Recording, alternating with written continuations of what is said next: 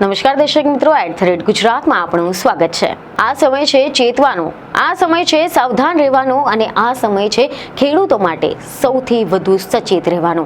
ખેડૂત ભાઈઓ અને ગુજરાતના તમામ નાગરિકો માટે આ સમય અત્યંત મહત્વનો છે।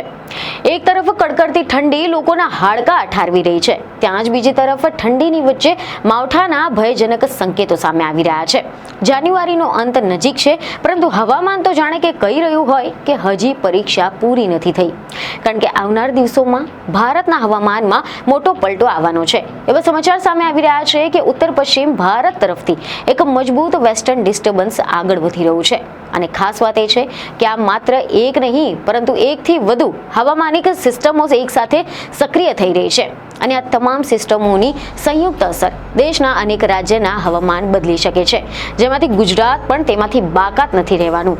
ગુજરાતમાં એક તરફ તો કડકડતી ઠંડી લોકોની દૈનિક જિંદગી પર અસર કરી રહી છે, ત્યાં જ બીજી તરફ આ ઠંડીની વચ્ચે હવે એવી આશંકા ઊભી થઈ ગઈ છે કે ખેડૂતોની મહેનત પર પાણી ફરી શકે છે। જી હા, ગુજરાતમાં હાલ તો રવિ પાકની સોનેરી સિઝન ચાલી રહી છે। ખેતરોમાં ઘઉંની લીલીછમ ચાદર પથરાઈ ગઈ છે। ચણા, જીરું, ડુંગળી જેવા પાકો હવે તૈયાર થવામાં અવસ્થામાં આવી ગયા છે અને ખેડૂતોની આશા છે કે આ વર્ષે મહેનતનું મીઠું ફળ મળશે, પરંતુ આ આશાઓ પર વાદળોની છાયા ફરી વળતી દેખાઈ રહી છે, કારણ કે આ વર્ષે જાન્યુઆરી ખેડૂતો માટે પરીક્ષાનો મહિનો બની રહ્યો છે। રાજ્યભરમાં હાલ રવિ પાકની સૌથી મહત્વની અને નાજુક અવસ્થા ચાલી રહી છે। વર્ષભરની મહેનત હવે પરિણામના દરવાજે ઊભી રહી છે, પરંતુ આ બધાની વચ્ચે હવામાનના મિજાજને લઈને જે આગાહી સામે આવી રહી છે તેને તો ખેડૂતોની ઊંઘ ઉડાવી નાખી છે, કારણ કે એવા સમાચાર સામે આવ્યા છે કે ગુજરાતના જાણીતા હવામાન નિષ્ણાત અને આગાહીકાર અંબાલાલ પટેલે ફરી એકવાર ચેતવણી આપી છે। તેમની આગાહી મુજબ રાજ્ય પર એક મોટું પશ્ચિમી વિક્ષેપ અસર કરી રહ્યું છે અને આ પશ્ચિમી વિક્ષેપના કારણે સાયક્લોનિક સિસ્ટમ અને લો પ્રેશર સર્જાવાનું છે, જેની સીધી જ અસર ગુજરાતના હવામાન પર પડી શકે છે। અહેવાલો એવા સામે આવી રહ્યા છે કે આગાહીકાર અંબાલાલ પટેલની આગાહી કહે છે કે પશ્ચિમ સૌરાષ્ટ્ર, ઉત્તર સૌરાષ્ટ્ર અને કચ્છના કેટલાક વિસ્તારોમાં કમોસમી વરસાદની શક્યતા રહેશે। ખાસ કરીને 22 જાન્યુઆરીથી 26મી જાન્યુઆરીની વચ્ચે માવઠું થવાની શક્યતા વ્યક્ત કરવામાં આવી છે। કેટલીક જગ્યાએ તો કરાની સાથે વરસાદ પણ થઈ શકે છે, જે રવિ પાક માટે સૌથી વધુ નુકસાનકારક સાબિત થઈ શકે છે। સૌરાષ્ટ્ર અને કચ્છમાં ખેતરો ખુલ્લા છે અને પાક કાપણીની તૈયારીમાં છે, અને જો આ સમયગાળા દરમિયાન વરસાદ કે પછી કરા પડે તો પછી ખેડૂતોની મહેનત પર પાણી ફરી વળવાની પૂરેપૂરી શક્યતા રહેશે। એટલા જ માટે અંબાલાલ પટેલે ખેડૂતોને આગોતરી સાવચેતી રાખવા માટે અપીલ કરી છે। આની સાથે જ ઠંડીને લઈને પણ મહત્વની આગાહી કરવામાં આવી છે। 22મી જાન્યુઆરીએ વેસ્ટર્ન ડિસ્ટર્બન્સ થોડીક હદ સુધી ઘટી શકે છે, પરંતુ ત્યારબાદ રાજ્યમાં ફરી એકવાર કાતિલ ઠંડીનો મોટો રાઉન્ડ આવી શકે છે। ઉત્તર ગુજરાત, મધ્ય ગુજરાત તેમજ સૌરાષ્ટ્ર કચ્છમાં તાપમાન ફરી એકવાર નીચે ગગડવાનું છે।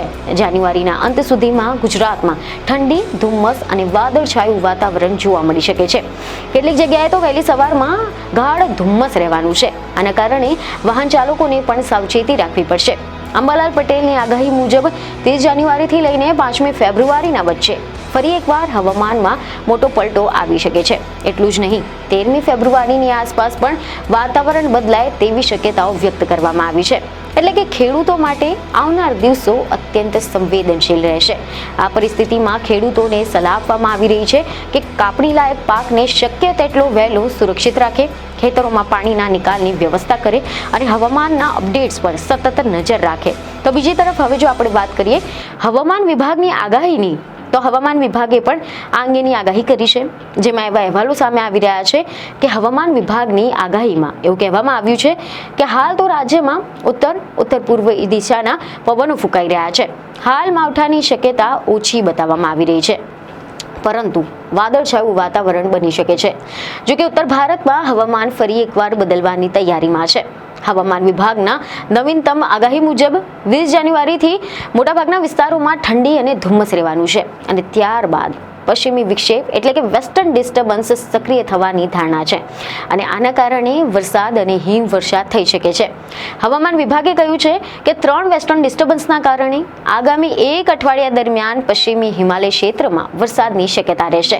પશ્ચિમી હિમાલય ક્ષેત્ર, જમ્મુ અને કાશ્મીર, લદ્દાખ, હિમાચલ પ્રદેશ અને ઉત્તરાખંડમાં હવામાનમાં મોટો પલટો આવી શકે છે. હવામાન વિભાગના જણાવ્યા પ્રમાણે 20 થી લઈને 21 જાન્યુઆરી દરમિયાન જમ્મુ અને કાશ્મીર, લદ્દાખ, ગિલગિટ બાલ્ટિસ્તાન અને મુઝફ્ફરાબાદમાં કેટલીક ઊંચાઈવાળા વિસ્તારોમાં હળવાથી મધ્યમ વરસાદ અને હિમવર્ષા પણ થઈ શકે છે. હિમાચલ પ્રદેશમાં 20 જાન્યુઆરીએ હળવા વરસાદ અથવા તો હિમવર્ષાની ધારણા છે અને ત્યારબાદ 22 થી 24 જાન્યુઆરી દરમિયાન પશ્ચિમી હિમાલય ક્ષેત્રમાં વરસાદ અને હિમવર્ષાની હદ અને તીવ્રતા વધવાની ધારણા છે. 22 અને 23 જાન્યુઆરીએ કાશ્મીર ખીણના કેટલાક વિસ્તારોમાં ભારે હિમવર્ષા અથવા તો વરસાદની આગાહી કરવામાં આવી છે, જ્યારે 23 જાન્યુઆરીએ હિમાચલ પ્રદેશના ઊંચાઈવાળા વિસ્તારોમાં ભારે હિમવર્ષાની આગાહી છે.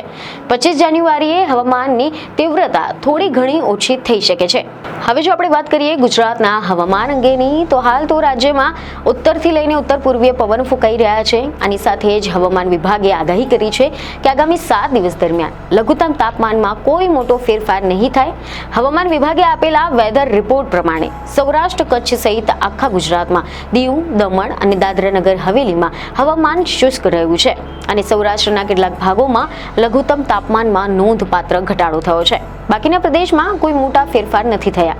ઉત્તર ગુજરાત અને કચ્છના કેટલાક ભાગોમાં લઘુત્તમ તાપમાન સામાન્યથી નોંધપાત્ર રીતે વધુ હતું. સૌરાષ્ટ્ર અને દક્ષિણ ગુજરાત પ્રદેશમાં કેટલાક ભાગોમાં સામાન્યથી વધુ રહ્યું અને બાકીના પ્રદેશમાં સામાન્ય તાપમાન રહ્યું હતું.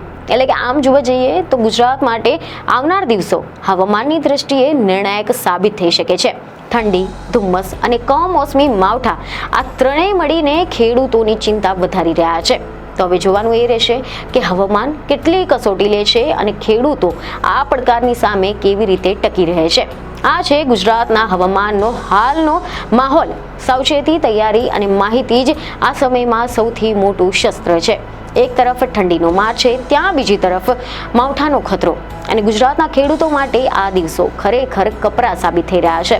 ત્યારે હવે જોવાનું એ રહેશે કે આવનાર દિવસોમાં હવામાન શું વળાંક લે છે અને ખેડૂતો આ કુદરતી પડકારની સામે કેવી રીતે પોતાનું નુકસાન ઓછું કરી શકે છે. તો આ હતી ગુજરાતના હવામાન અને ખેડૂતો માટે ઊભી થયેલી ગંભીર સ્થિતિ. આની સંપૂર્ણ માહિતી અને સાથે જ સાવધાન રહો, માહિતી સાથે રહો અને સુરક્ષિત રહો. બીજને ખબરો સાથે ફરી મળીશું. ધન્યવાદ.